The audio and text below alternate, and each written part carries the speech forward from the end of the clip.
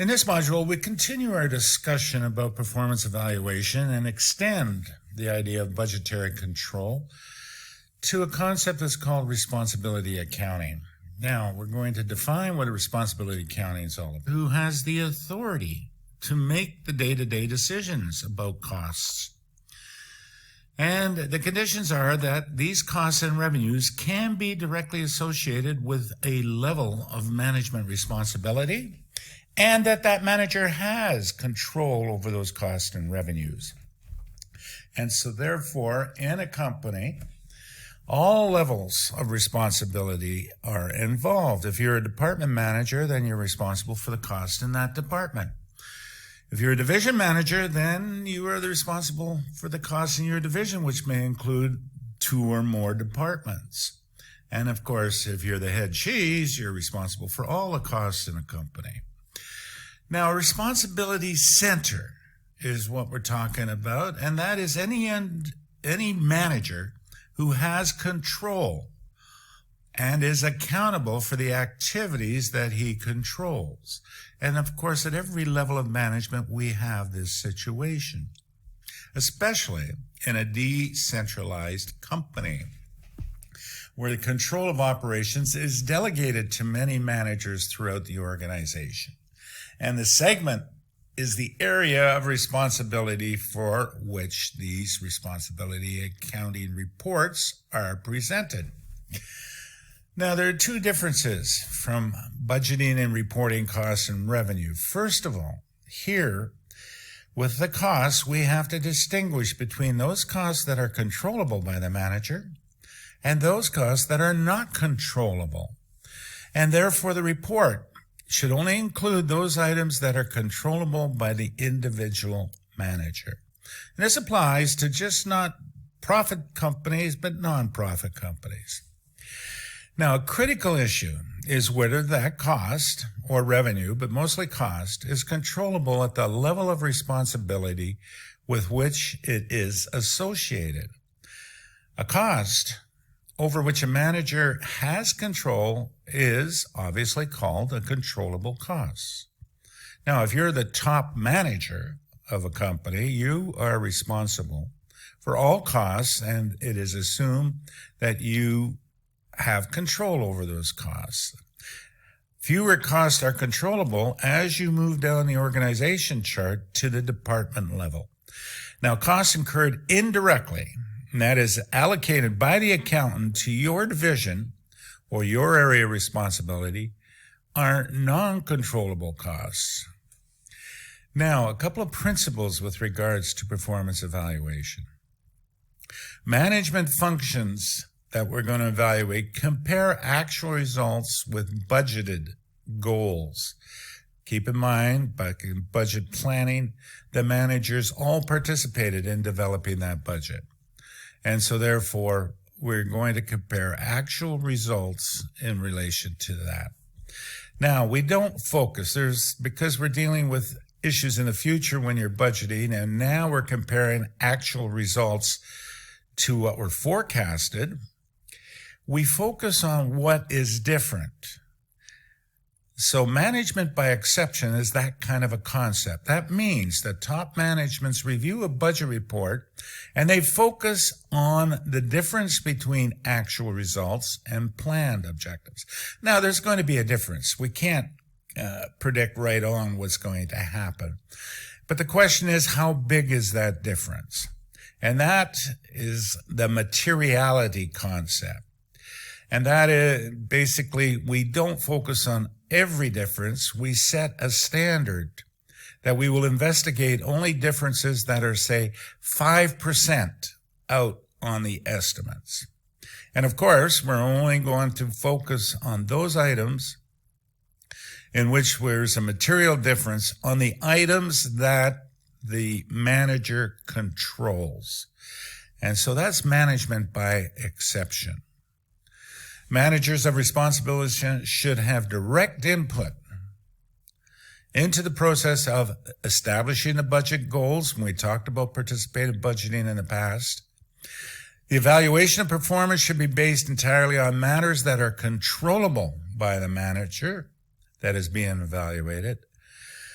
Top management supports this evaluation process and allows managers to respond to their evaluation, and the evaluation identify good items of performance as well as poor. Okay. Now, some of the reporting principles when we come into performance evaluation. First of all, the report should contain only data controllable. We've talked about that. Provide accurate and reliable budget data to measure performance. And highlight significant differences between the actual results and the budget results. So the reporting system involves preparation of a report at each level of responsibility in the company's organizational chart. We begin at the department level, the lowest level, and we use the rule stick management by exception. That is, we are going to only focus on those items that are significantly variant from what we had planned. So as you can see on this, every manager is part of responsibility accounting. Now, it all feeds to different reports from the bottom up, from the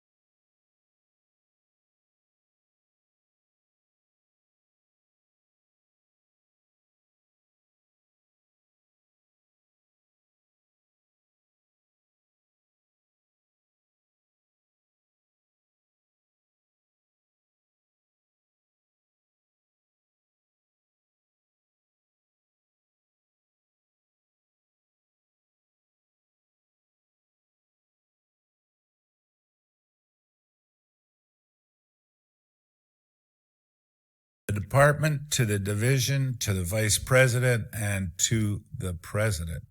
Okay. Now, there are three types of cost centers. Three types of responsibility centers. The biggest part at the lowest level are called cost centers. Then we have profit centers and we have investment centers. Now, a cost center incurs only cost and does not generate revenue. The manager of that center has authority to incur those costs and therefore has control over those costs. Now, I want to use a university as an example.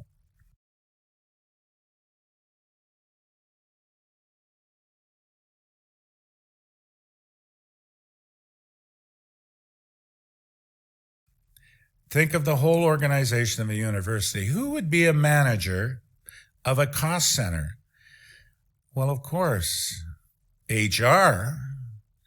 They generate the costs but not revenues, so they're a cost center. The same with the IT department. They would be a cost center. Same with maintenance department. All these departments do not generate revenue. They only incur costs. They'd be a cost center. A profit center incurs costs but also generates revenue. And the manager is judged based on profit. We're going to match revenue against costs. And in a university, then you might look and you say, well, wait, the university has a number of different programs. There's business, there's engineering, there's arts and science. And each one of those programs generate revenue through tuition. Each one of them incurs costs. So you see the manager, the dean of the business school, for example, would be judged based on the profit that the business school generates over the course of the years. So that manager is responsible for generating revenue and controlling costs. Now, an investment center, if we're looking at a manager of an investment center, if we're talking about a university situation, we have a main campus, and let's say we have a smaller campus in another town. Well, if we're going to judge the head of each of those campuses, you can see right away that the main campus would generate much more profit than the smaller campus. But then we relate that profit to the amount of investment in the assets that that manager controls. And then we turn that evaluation into a percentage. So an investment center incurs costs, generates revenue, and has control over the investment of funds. So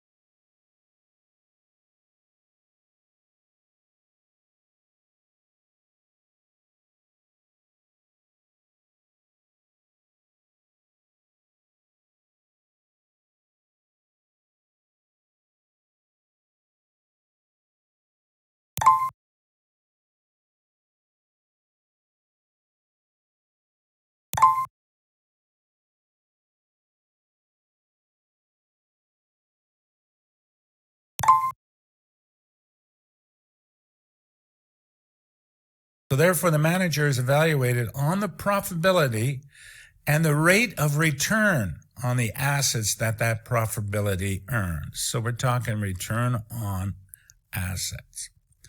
And those are the three. So responsibility accounting for a cost center is based on the manager's ability to meet budgeted goals for controlling costs. Responsibility reports then simply compare the budget against the actual, as we've seen before. And the variance is highlighted as unfavorable or favorable. Now, the finishing department is able to control those costs from that report, you can see. Now, responsibility accounting for the profit center. The manager is judged on revenue and costs. But here, we have to distinguish the variable costs, obviously, but there are some fixed costs that are directly related and some that are indirectly related. So direct fixed costs relate specifically to one responsibility center. For example, IT, the cost of computing. But the rental costs or the overhead costs would be shared with other departments. So a direct cost is a cost that's incurred, a fixed cost that is incurred for the sole benefit of the responsibility center. An indirect cost has been allocated to that cost center.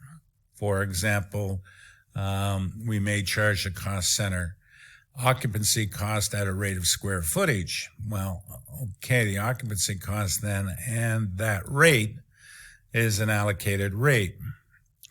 The responsibility report then should show the actual controllable revenue and controllable costs. And the type of format for this is the cost volume profit format. And here's an example. marine division, you have sales, budgeted and actual. Then you have the variable costs, which would be controllable by the manager, and then only the controllable fixed cost. And once we subtract that, we have a new item here, which we use only for performance evaluation. And that item is called the controllable margin. So when we talk about a profit center, we're not talking basically profit as we understand it. We are talking about the controllable margin that center has generated. Now, for an investment center, we take it one step further and we compare that controllable margin to the assets that are associated with that investment center. And we come up with a return on investment. So we analyze the revenue minus the variable cost gives me the contribution margin minus the controllable fixed cost gives me the controllable margin. And that's what I use as quote unquote profit for an investment center. And I divide that by the average operating assets and I get an ROI. Now, the questions with regards to the operating assets, they should be only those assets that are used. If the investment center has an investment in some future development, they shouldn't be including that. All right. And we should be using the average assets. That is, we take it at the beginning of the year and the end of the year and divide by 2. And the responsibility report then for an investment center would show all of those with the controllable fixed costs.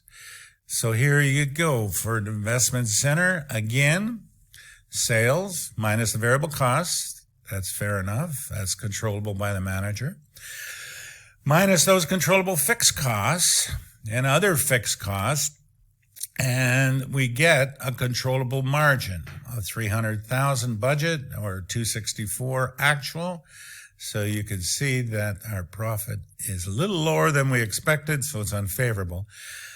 Nevertheless, we now know that the assets in the investment center are $2 million, so we relate the controllable margin to the operating assets of $2 million. And in budget, our goal was 15% return on investment. We achieved a 13.2.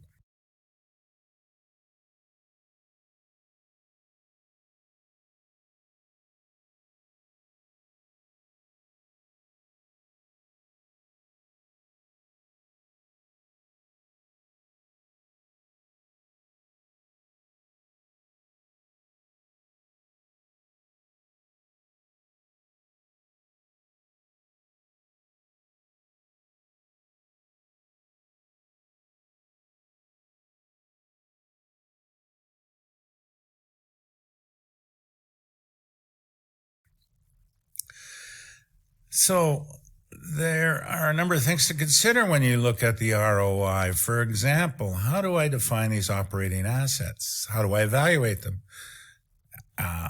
Acquisition cost, book value, that's depreciation. So an older division responsibility center would have less book value in assets. Appraised value, fair value. Those are all decisions that have to be made in light of the performance evaluation of the manager. And therefore, also, how do I measure income? Well, we're talking mostly about controllable margin, income from operations, or net income. And the decision is that only the controllable margin is a valid basis for evaluating a manager. Now, how, as a manager of an investment center, do you improve? Well, here's an example.